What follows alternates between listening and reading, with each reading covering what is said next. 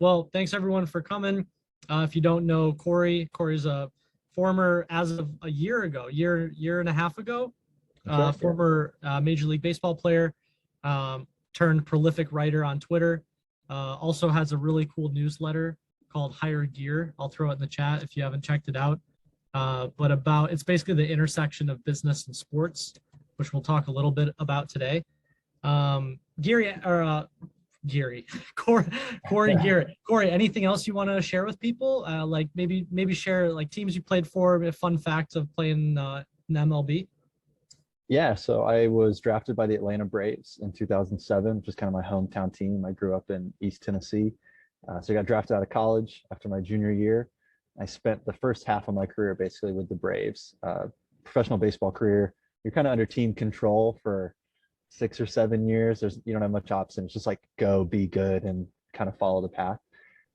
And after my first, I was drafted in 07. So first 7 years, 2014 was my last year in Atlanta. And then I was with the San Francisco Giants for the next 4. And then I hit that free agency period of my professional career, which I was a relief pitcher. So that basically means you're kind of a hired gun. Towards the end of your career, you start getting traded pretty often, which was not my wife's favorite thing, but we bounced around a bit we were with Seattle Mariners, Minnesota Twins, Oakland A's, Texas Rangers, New York Yankees. Yeah, so I ended up playing for 8 organizations in total, but the bulk of my career was in Atlanta, and then San Francisco, and then free agency kind of did its thing. So we did that, and then after we had our daughter in 2020, I finished my final season. 21 was my first year, retired, pivoted away from playing, and really started leaning into writing and sharing, and kind of moving into that next phase of life, and that's kind of brought us here. So it's been an exciting experience. Tons of amazing stories from my professional career, things that I never expected to get to partake in. I was not an incredibly talented baseball player initially, but a lot of the same strategies that helped me excel through baseball have really proven to relate to my writing experience as well. So it's been a fun journey through sports, but it's been equally interesting leading into this next phase of life. So how does a professional baseball player of 15 years start writing on the internet? What was the first thing you wrote that made you go, this is the thing I want to do? Yeah, that's a good question. So I've always been kind of a prolific reader. I love to read. I have a pretty wide breadth of reading interest. So I've always enjoyed writing. I think it's a pretty common pairing. I think if you appreciate words, you appreciate reading and learning. Getting to express that yourself is kind of a natural direction to head. But that being said, writing in public was not something I was ever comfortable with, which is a very different experience. And a different skill set. Writing for an audience versus kind of writing for yourself can look a little different. So one of the things that was always a challenge for me as a professional athlete, and I think it's pretty common among professional athletes, and I would imagine for most people, is I always viewed writing in public really as a liability. And it was kind of sold to me that way as a professional athlete, that social media or the internet can hurt your career. And really what was behind that is it can probably hurt organizations more than it hurts athletes, right? Like they view it as a liability. So it's kind of pitched to athletes as, well, if you put this on and it goes badly, then there might be a big issue, right? And so that to me always seemed like a risk not worth taking in terms of leaning into writing and sharing more. And so I decided to hold off during my professional career. But once I stopped playing, it seemed like there was less of a risk for me in terms of my employment. And so I started leaning into it. And it helped that I had some friends who had started to lean into the space as well. And I was able to kind of ask them about their experience and the benefits and potential drawbacks. And honestly, I was amazed that like the downside was incredibly small from what I had kind of been told early in my career. I think well, just real quick. So I do want to dig into your friends and how other writers that you have seen start to write, other athletes that have kind of been doing the same thing.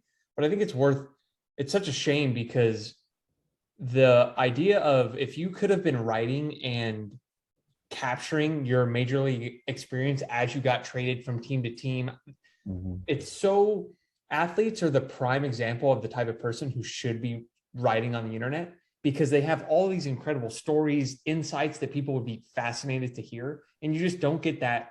Like, my favorite thread of yours, and we'll link to it in the show notes, was your story about your first major league plane ride.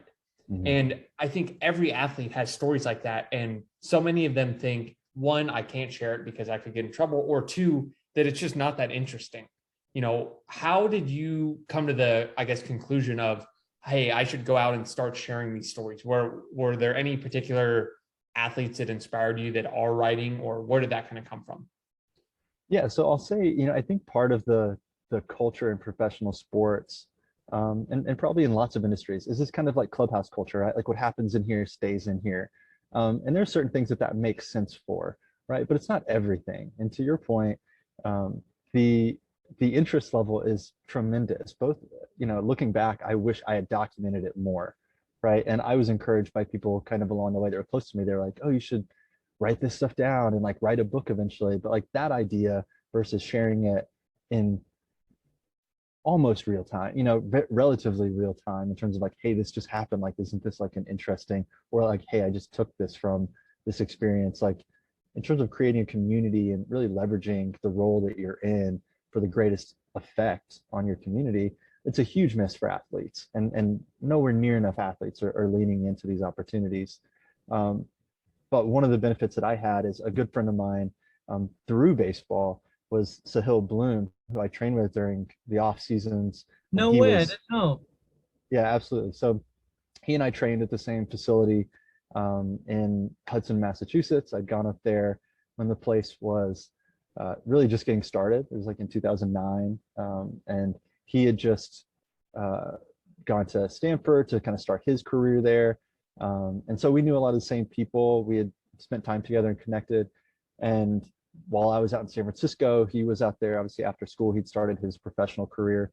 And so we've always stayed in touch. And when he first started leaning into writing and doing what he's doing now on a massive scale, we'd started talking, and he was telling me kind of what his goal was and what he was building, which really struck my interest. He's someone who's very thoughtful individual, very knowledgeable, and we'd always shared those kind of high level conversations over the years. And so as I saw him start to do what he was doing and connecting the dots and really seeing the value add that leaning into community, and not only sharing what you're doing, but like figuring out how to do it well, how to really connect with people, crafting the message, and the value that brings not only to the community that you're impacting, but how you think, right? Like really clarifying your vision, and how you understand your experiences. It was tremendously important. And then subsequently, I don't know if you know Barrett O'Neill, who's a great contributor online. So Barrett was my host brother. We lived together in the same house when I met Sahil. So Barrett and Sahil grew up relatively close to each other in terms of the Massachusetts area. But I've known Barrett forever, when he was in high school, before he went to school. And as I started to really lean into writing, I leaned on both those guys tremendously in terms of just seeking insight into like, how do you do this well? What does writing well look like? And that led me to you guys as well, like, and really just trying to explore the community and trying to craft a message and a skill. I love this idea of writing being your impact multiplier, right? You said you have all this experience from playing, but otherwise it kind of just sits in your head, versus all these people that could find it interesting and learn from it. And I mean, you can imagine if you were sharing stories of your minor league career and minor league struggle, mistakes, reasons, whatever, how many minor league baseball players would be fascinated to hear, hey, how do you avoid all these classic mistakes or troubles, or be on the lookout for this, or here's what I would have done differently. And the way we talk about this in Shift 30 is like the 2-year test, which is towards the end of your career, if you could write a letter to yourself 2 years earlier of all the different things that you wish you would have known then. There are thousands of people on the internet and really in baseball and wherever who would find that extremely valuable. So I think what you're doing is just so smart and fun for you, right? You get to distill what you did and learned, and it's nothing but pure upside. Yeah, I totally agree. I think one of the exciting things about sharing online is you get the opportunity to, one, experience what that whole process is, right? Starting to multiply your impact and reach out and connect, but also like there are real world impacts to bringing transparency and, understanding online. I'm on the board of an organization called Advocates for Minor Leaguers, and this is a group in minor league baseball that's seeking to create change. A lot of people don't understand Major League Baseball has an antitrust exemption in their sport. It's unique in business, really, but definitely in sports. And so minor leaguers are very underpaid. So that's been that way for a long time. They don't make anywhere close to minimum wage. Living conditions have been horrible. Food's been terrible for a really long time.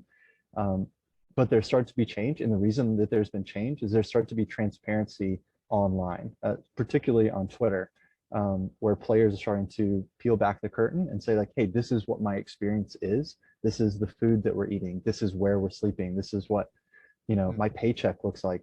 And this kind of transparency and sharing, it's led to actual change. Like now major league teams are paying for housing. Now, even now minor leaguers are sitting down with the New York Mets, and the US Senate Oversight Committee is like looking into, kind of changing this antitrust exemption that happens in Major League Baseball. This all starts from very grassroots, like on the ground individuals sharing online, and that relates directly to writing and leaning into sharing our experiences. It's how change happens. Yeah, that I want to double click on that, because I think oftentimes people underestimate, everyone's like, well, who wants to listen to what I have to say, but if a lot of people all start sharing their perspectives, suddenly things start changing. There was a viral trend that happened like maybe a year or two ago, where authors started being transparent about their book advances and on Twitter. And all of a sudden, all these authors were coming forward being like, this is what I got paid to write my book. And immediately you saw this massive discrepancy between what white authors were getting versus Black, brown, and other minority authors. And it was like clear as day. And everyone was like, we had no idea that this was going on until everyone starts going, well, this is what I got and this is what I got. So I think that's awesome. And I'm curious, like now that you're on the creator side, like you've overcome the fear. Now you're the one who's creating, do you see other people now coming to you and going, just like you were going to Sahil, they're like, Cory, how do I get started? What's this like?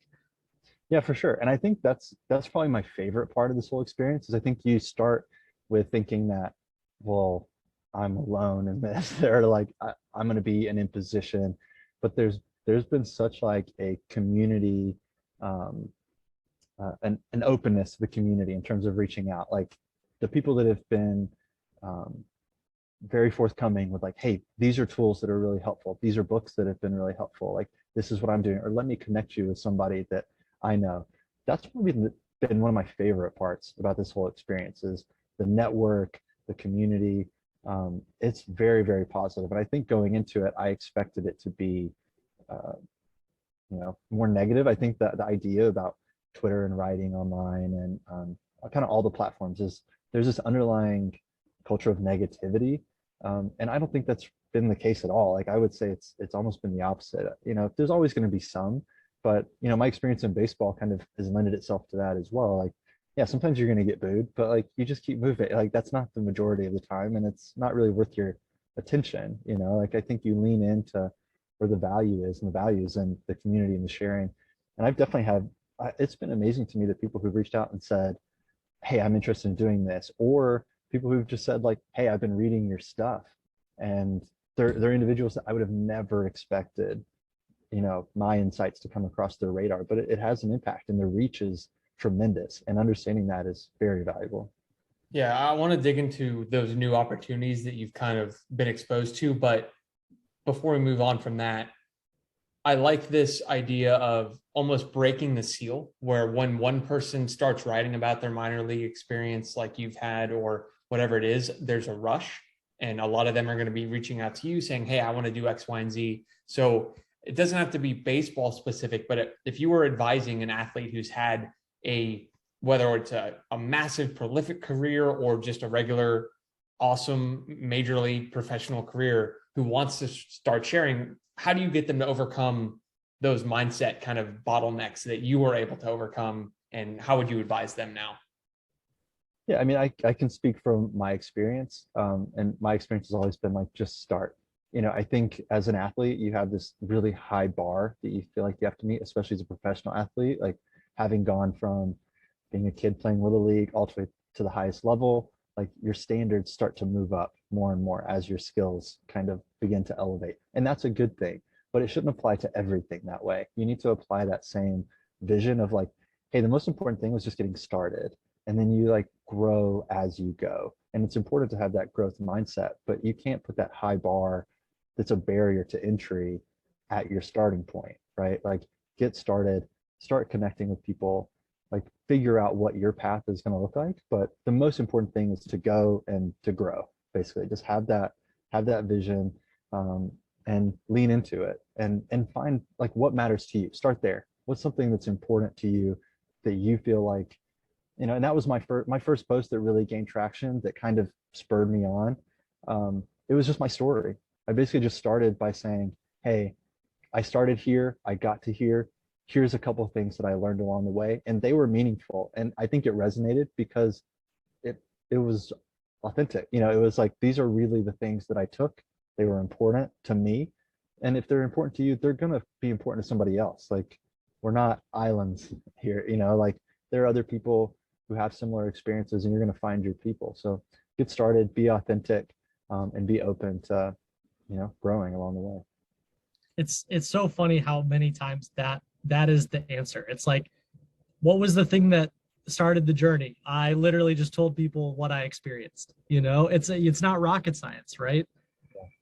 It always feels, it always feels like there should be some secret, and the secret is in the stuff that no one wants to talk about, which is the consistency and the authenticity and the showing up. And like, it's hard to do because it's mundane and it's not sexy, and but it's the rest. That's the recipe, right? But it's not a a magic concoction. It's like everyone's going to find their own way, but kind of the path looks similar, but you're going to have your own unique journey for sure.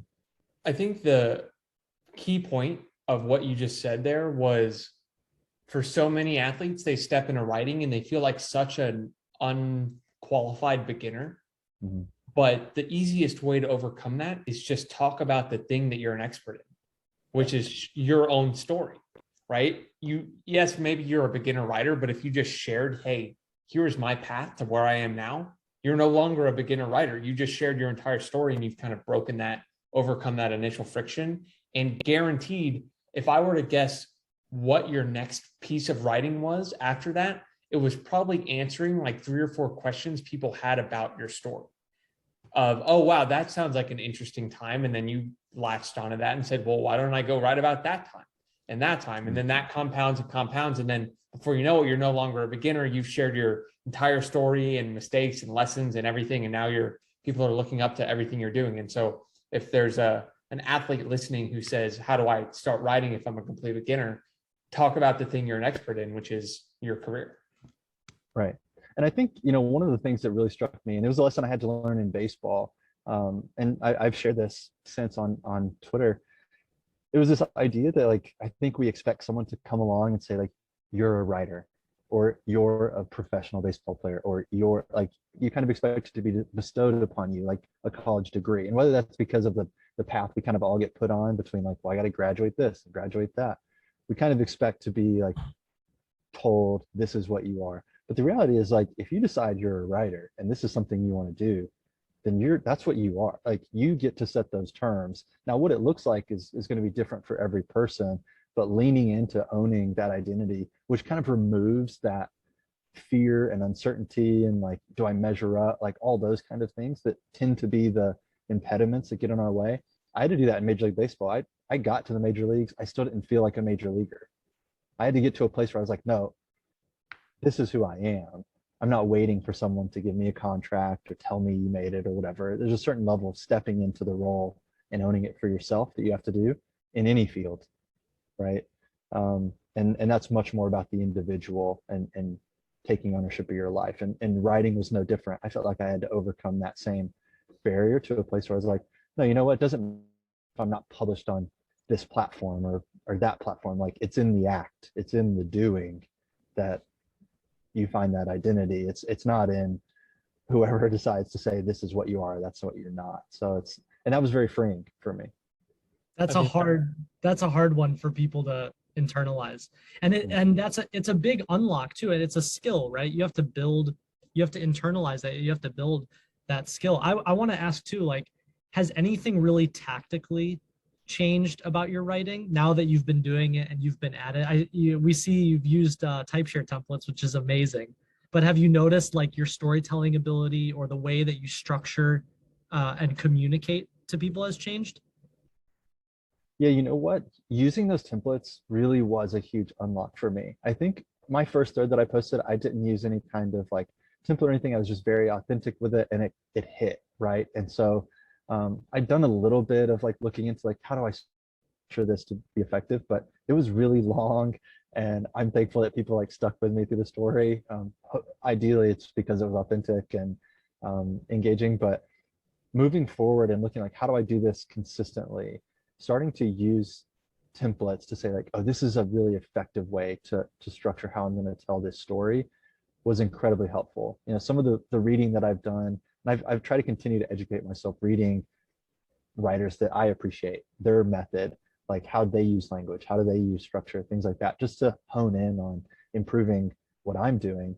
One of the things that they talk about is like, and this is a practice I've started to do is, you know what, if you have a favorite writer, like write their stuff, just write exactly what they write, like kind of just that muscle memory of, hey, this is the kind of structure, this is the kind of flow, this is the kind of language. And I think the templates that are on that platform help with that. Like it helps kind of, hey, these are impactful methods of communicating on this platform, or if you're writing an article, or if you're trying to do an atomic art, like whatever it is. And that really opened a lot of doors for me, and I saw immediate impact. That was the other thing. The first time I wrote using a template and really starting to focus on the structure, I saw crazy growth and crazy feedback. And that to me was an unlock that was like, wow, this really matters. Because I hadn't changed. It was formatting that had changed. And so if I can combine those two consistently, you know, my growth can just be exponential. Yeah, there's such simple things, but once you see them, then you remember them forever, and they stick out. It's been really cool. I mean, I've read a bunch of your stuff and I see it surface in my feed all the time. And I also feel like out of nowhere, I don't know when this happened, but like 6 months ago, I just started seeing tons and tons of professional athletes writing on Twitter. And I don't know if my feed was just serving more to me or if that's just a growing trend. But have you noticed like even other sports, like are you seeing the same thing? Seeing the same thing in terms of Just seeing more athletes start to come to Twitter and start doing that?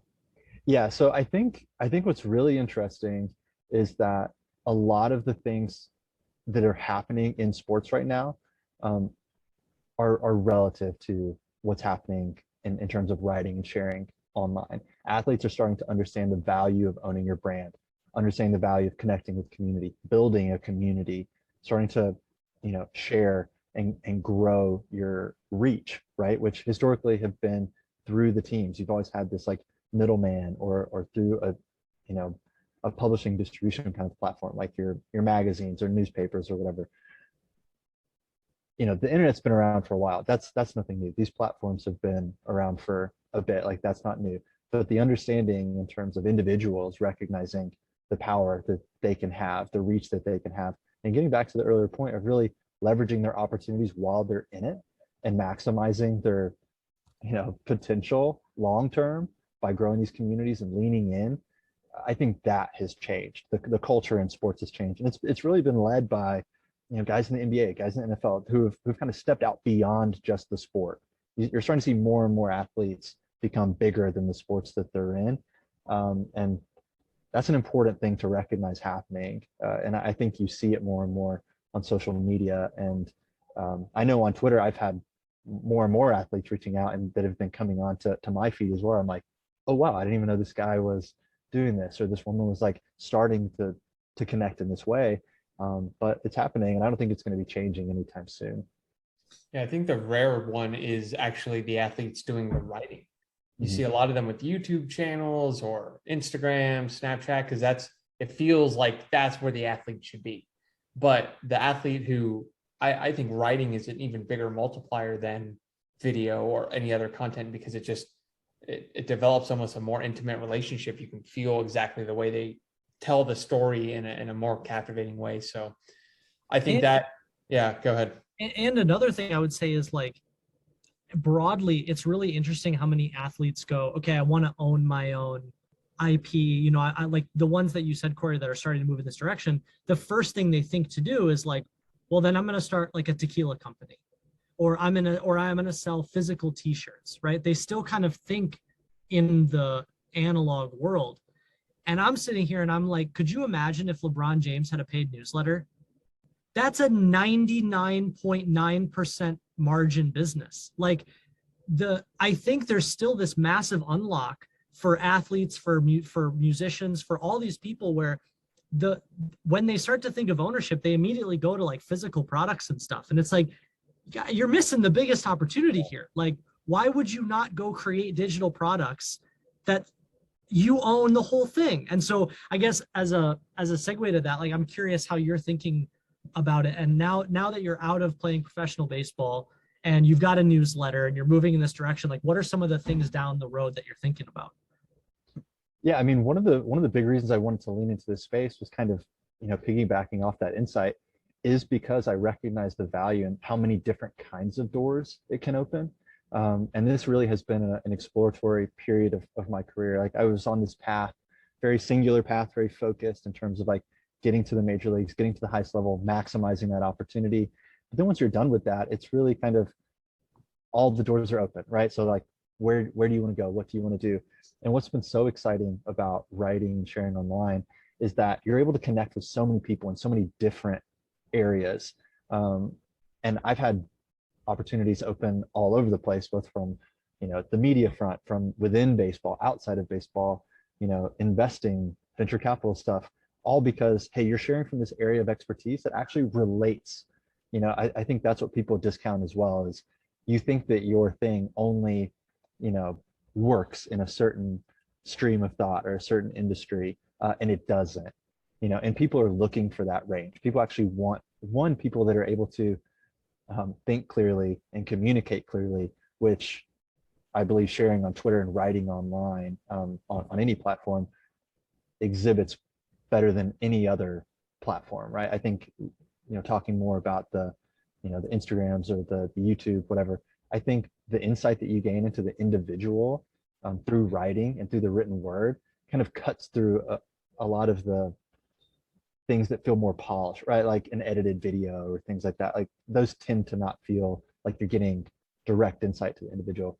But my experience has been people tend to value the written word differently than they do other forms of media. And so it's been really interesting to me. I've kind of tried to be open to lots of different pathways forward, but I've definitely become much more interested in um, the investing world. It's funny you mentioned like the newsletter thing with athletes, because even the insights that I've gained in terms of like, okay, what does it look like to write and to write well, and then to turn it into a business and to monetize it online. There are tons of private companies, even in tech and spaces like that have no idea about these kind of conversations. That like, that's real value add. And they have audiences, they have emails, they have all kinds of stuff that they don't realize the opportunity that they have, just like professional athletes, just like kind of people in all industries. Like, you have this opportunity, and this is what this environment looks like. So I've really just tried to be leaning into a lot of different areas, and it's been really exciting. I mean, I'm actually at a ESPN studio right now, which I got an opportunity to come in and work here because of my writing online. They saw There it, you go. and so it's just a lot of saying yes and being open to the next possible opportunity. It's a passive exposure to all of those, and your writing has basically become your new agent, right? It's out there on your behalf, getting deals for you, exposing you to new opportunities. And I think that's almost a little mental model some athletes can use, where you have an agent when you're full-time, and then now you got to go create your own and send them out into the world to find you all those new opportunities. Because so many athletes probably think, oh, I finished my playing career, it's like I go into coaching, and that's the only way I can continue to use my skill set from my sport in the same way. But no, if you simply go write about your experience, you become the ability to invest, the ability to coach, I mean, the ability to start a newsletter, right? Every new opportunity comes from just putting your ideas out there. So I think just double clicking on that point is important. Well, and thinking clearly, also, going back and thinking on your experience. And if you do this in real time, it makes it so much easier. I do feel like I'm having to do some like self-work and reflection on a lot of the experiences I have I wish I had started back then and kind of done it side by side with my playing career.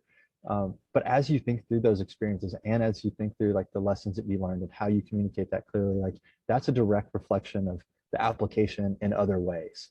When you get to the heart of like what it is that got you through whatever your experience was or your expertise, like that will apply broadly. It's universal. Yeah, it's a universal application, but you have to do the work. You have to do that work and really think it through and be able to communicate it to other people. Like this is what I experienced. This is like the value of what I went through. And I think people will be amazed at how that resonates. Yeah, I mean, there's a reason why big companies go, we want this athlete to come in and talk to us, right? It's like, it's not that athlete knows anything about B2B software. It's that, team building and confidence building and skill competency, right? These are all universal things. You just developed it in one area, but if you can communicate it and think through it clearly, you can articulate it to a bunch of different audiences. So I think that would be a really cool, if it resonates, that'd be a cool thread for you to write, Cory, about the universality of skills and all the different ways you can apply it, but B, what Dickie said, that writing is your digital, infinitely scalable agent out there working for you 24 hours a day, 7. I feel like that would help athletes like wrap their head around this is why it's valuable for me. Yeah, absolutely. It's funny because this is another opportunity that kind of came about just organically through, this conversation. So I've been writing and sharing and really reaching out and trying to connect with people in my community and beyond, and just kind of sharing. I think that's the other thing, is like this openness to sharing what you're doing. I think it's one thing to say like, I'm sharing about my past experiences, but also leaning into that. Well, like, no, I'm writing. I'm a writer. I'm sharing. I'm trying to create these opportunities and grow this community. I did that. I mentioned earlier that I came up with the Atlanta Braves. I'm now living back in the Southeast. I'd reached out to a mentor of mine who works in the front office there, and kind of told him a bit about my experience since retiring. A lot of it was just saying like, hey, this is what I'm going through. This is what I've been doing. These are the challenges that I've seen. This is what I would like to do.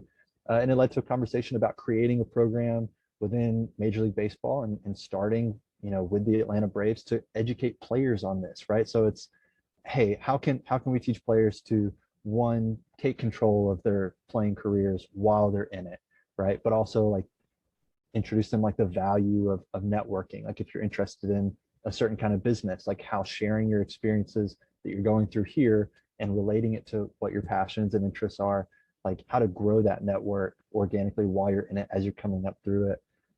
And we're moving forward with that thing. And it happened very organically because you're just sharing. It's an openness to say, this is who I am. This is what I'm doing. This is what I'm passionate about. And then finding your people, and people can sense that. People want to be a part of those kind of experiences. And so it's, it's served me incredibly well, and I continue to lean into it. And I think the value is just really getting started in terms of growth and opportunity. So cool. So what are you, maybe share a little bit to wrap things up for people. What are your plans for your newsletter? How often are you publishing? How's that going? And is that something that you want to keep prioritizing, or how are you thinking about it? Yeah, for sure. So I think, obviously eventually monetizing kind of what I'm doing online is a goal of mine. But right now I'm really just focused on growing and improving with my writing. I actually just got back from being abroad. I was in Egypt for a stretch doing an event for MLB, which actually came about through my writing, got on their radar. So been doing some international travel, got back and diving right back into writing and getting the newsletter pumping out.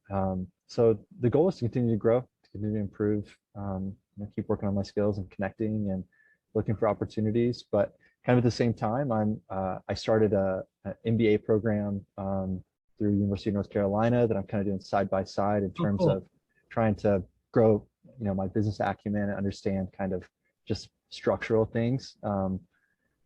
So it's just a lot of growth. Honestly, I'm a lifelong learner. It's something I really enjoy. I think that's been a big part of my experience in leaning into this community and writing is it's constant growth. Like it feels like every time I sit down to write, I'm learning something about myself, about how it works, connecting with people constantly who are just full of insight. I can't think of a better way to spend each day is just getting to share and learn from others. So it's a lot of what I'm doing moving forward, but definitely excited about potentially being able to turn it into a lifestyle funding kind of situation where I can really start to see it grow in a really healthy way.